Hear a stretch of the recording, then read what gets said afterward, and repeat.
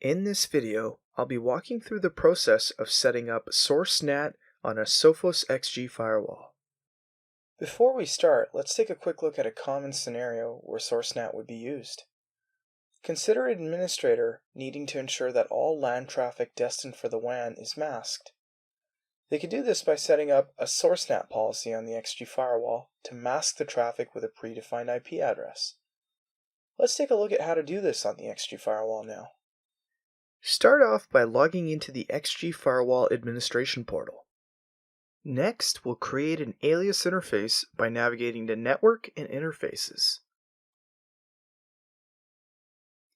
Here, we'll click on Add Interface and then we'll select Add Alias from the drop-down menu. On the Add Alias screen, we'll select our WAN port, port 2, as our physical interface. We'll leave IPv4 selected as our IP version.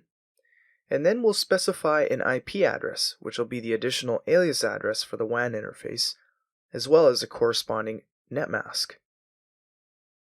Once that's all completed, we'll click Save.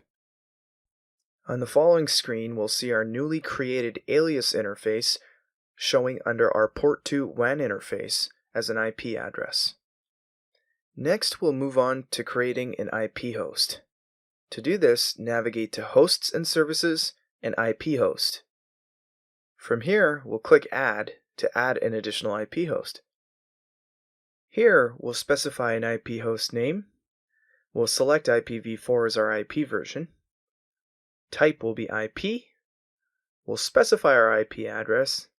And if required, we can even specify an IP host group, but in this case, we'll leave it blank. Once we've filled everything out, we'll simply click Save to save our settings, and our IP host will be created. Now that we've created an alias interface as well as an IP host, we'll need to add a NAT policy. To do this, go to Profiles and Network Address Translation. From here, click Add to add a new NAT policy. We'll call our NAT policy Source NAT, and as the IP address, we'll select SNAT IP, which is the IP host that we created in the previous step. Then we'll simply click Save to save our NAT policy. Next, we'll need to create a firewall rule, and to do this, we'll navigate to Firewall. From this page, we'll click on Add Firewall Rule in the top right corner, and we'll select User or Network Rule. Here, we'll start off by specifying a name for our firewall rule.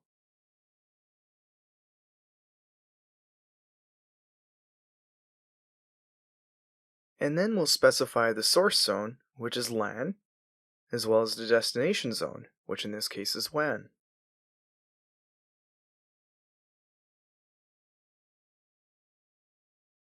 In this scenario, we're trying to reach an external web server, so for the destination networks, we're going to select external web server.